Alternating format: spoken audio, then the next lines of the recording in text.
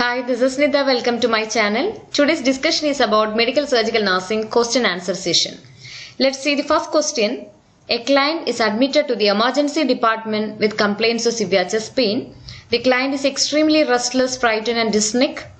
Immediate admission prescriptions include oxygen by nasal cannula, troponin, creatinine, phosphokinase and isoenzymes blood level, a chest X-ray and 12-lead ECG. Which action should the nurse take first? Options are obtain 12-lead ECG, second one draw the blood specimen, third one apply the oxygen to the client, fourth one call radiology to obtain chest X-ray study. What is the correct answer? The correct answer is third option, apply oxygen to the client. Why we selected this answer? This is because in this case we have to think about ABC, airway, breathing and circulation. Then it's a case of chest pain. So there is chance for myocardial ischemia and myocardial infarction. So we have to correct what? The myocardial ischemia by giving oxygen. ECG can provide evidence of cardiac damage and the location of the myocardial ischemia. However, oxygen is the priority to prevent further cardiac damage. So remember to use the ABC, airway, breathing and circulation to prioritize. Okay. So we can go to the next question. The question number 2. A female client arrives at the emergency department and states she was just raped. In preparing a plan of care, the priority intervention is which of the following? Options. Option number 1, providing instructions for medical follow-up. Second one, obtaining appropriate counseling for the victim. Third option, providing anticipatory guidance for police investigation, medical questions and court proceedings. Fourth one, exploring safety concerns by obtaining permission to notify significant others who can provide shelter. These are the options. What will be the correct answer? The correct answer is exploring safety concern. The fourth option, that is the correct answer. Why we selected this answer? In this case, we have to think about Maslow's hierarchy of needs theory. After the provision of medical treatment, the nurse's next priority would be what? The obtaining support and planning for safety. So we can see what are the important concepts in Maslow's theory. What are the different needs? At the base level, physiological needs, safety needs. These are the basic needs. Then belongingness and love needs. Esteem needs. These two are psychological needs. Then at the topmost level, self-actualization, that is a self-fulfillment need. This is about the Maslow's hierarchy theory. So at the top level, self-actualization, and at the base level, physiological needs. And there is one theory, one model that is about sex therapy, that is known as what? Plisset model. So what is Plisset model? It's for addressing sexual functioning. That include P, permission, then LI, limited information, SS, specific suggestions, then that is intensive therapy, IT, that is intensive therapy. So that is regarding what? It's for addressing sexual functioning. It is Plisset model. Question number 3. The nurse is assessing the leg pain of a client who has just undergone right femoral popliteal artery bypass grafting. Which question would be most useful in determining whether the client is experiencing graft occlusion? Okay, so it is femoral popliteal artery bypass grafting, and now it is what? Occluded. It means we have to read the options. First one, can you describe what the pain feels like? Can you rate the pain on a scale of 1 to 10? Did you get any relief from the last dose of pain medications? Can you compare this pain to the pain you felt before surgery? These are the different options. The question is what? Which question would be most useful in determining whether the client is experiencing graft occlusion? What is the correct answer? The option number 4. That is, can you compare this pain to the pain you felt before the surgery.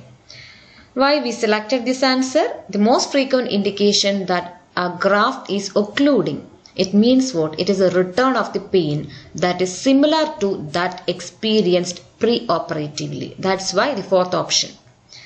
Okay, so we can go to the next question. Question number 4.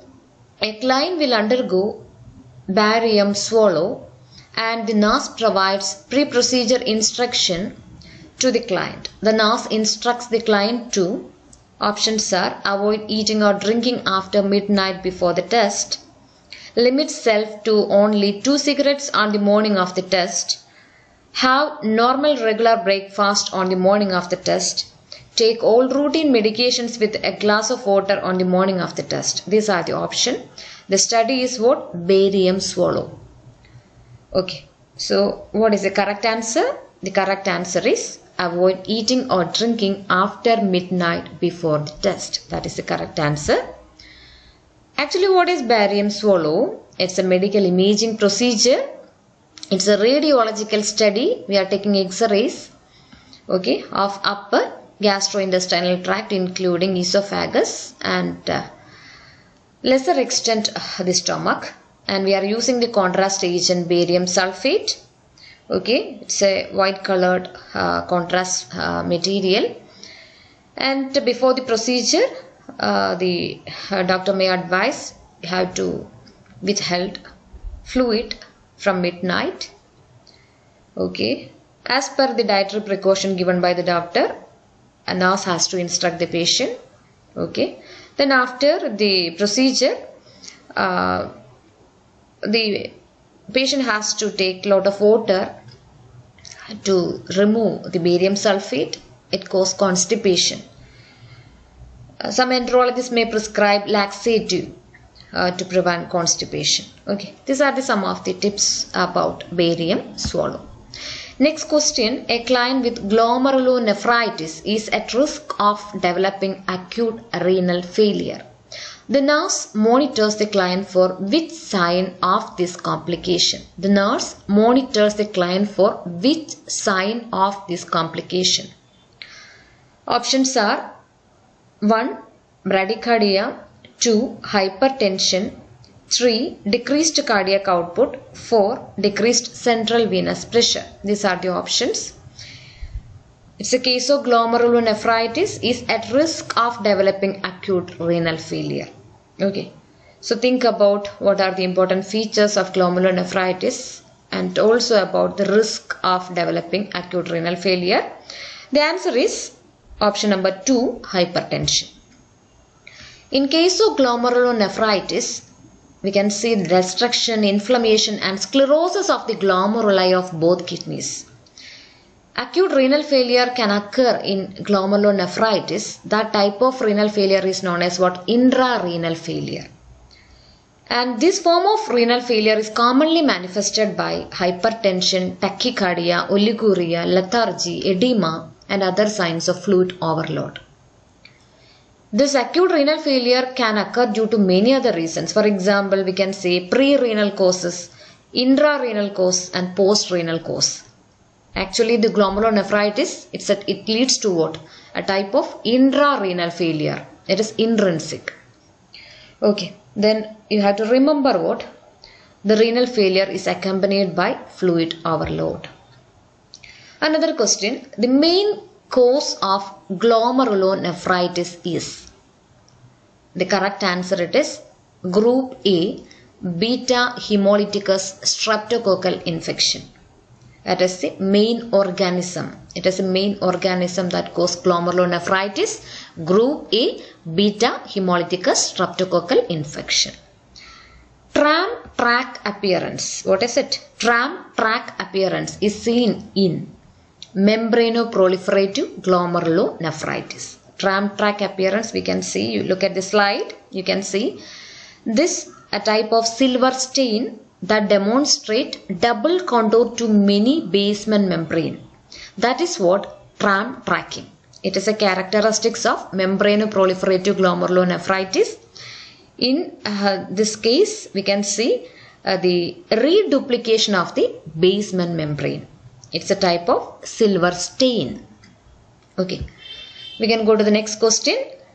Question number 6. A client has been prescribed metoprolol. It means it is low pressure for hypertension. The nurse monitors client compliance carefully because of which common side effect of the medication? Metoprolol, it's a beta blocker. Other medications in this group, beta blocker group, propranolol, atenolol, etc. So what is the common side effect of these medications? Options are 1. Impotence, 2. Mood swings, 3. Increased appetite, 4. Complete atrioventricular block, AV block. Correct answer it is option number 1, impotence. A common side effect of beta adrenergic blocking agents such as metoprolol, it is impotence. Other common side effects include fatigue and weakness. Central venous system side effects occur rarely only, that include mental status changes, nervousness, depression and insomnia. Okay. As a nurse, we should know beta blockers, beta adrenergic blocking agents cause what? Orthostatic hypotension. Because this medicine we are using for hypertension. So there is chance for orthostatic hypotension. So change position slowly to prevent orthostatic hypotension. Okay, we can go to the next question. Question number 8. A client has just been diagnosed with acute renal failure. A laboratory calls the nurse to report a serum potassium level of 6.1 milliequivalent per liter on the client. The nurse takes which immediate action? First one, calls the physician, checks the sodium level, encourage an extra 500 ml of fluid intake, teaches the client about foods low in potassium. What we have to do first? Immediate action, that is a question. See the potassium level 6.1. The options are calls the physician, checks the sodium level, encourage extra 500 ml, teach the client about food. So immediate action, it is option number 1, that is calls the physician. That is the correct answer, calls the physician. The client with hyperkalemia is at risk for developing cardiac dysrhythmia and resultant cardiac arrest. That point you have to keep in mind, cardiac dysrhythmia and cardiac arrest. That is due to hyperkalemia. Because of this, the physician must be notified at once so the client may receive definitive treatment. So as a priority nursing tip, we should know the normal value of the potassium, 3.5 to 5.1 milliequivalent per liter. And also we know about the ECG changes, that is tall tender T wave that is seen in hyperkalemia. Okay, you can see the ECG change in case of mild hyperkalemia, 5.5 to 6.5 value. You can see the ECG change as peak to T wave and prolonged PR interval. Okay, prolonged PR interval and peak to T wave you can see. In case of moderate hyperkalemia, that is a value between 6.5 to 8 milliequivalent per liter. The P wave may be flat or loss of P wave can be seen. Prolonged QRS complex, ST segment elevation, ectopic beats. ST segment elevation, prolonged QRS complex and maybe flat or the loss of P wave may be observed. In case of severe hyperkalemia, that is above 8 milliequivalent per liter, progressive widening of the QRS complex, then sine wave you can see, ventricular fibrillation, VF, asystole, etc., bundle branch block, etc. are the ECG findings seen in the severe hyperkalemia. Okay, this is brief about my class. If it is useful for you, please like, share and subscribe my channel. Thank you.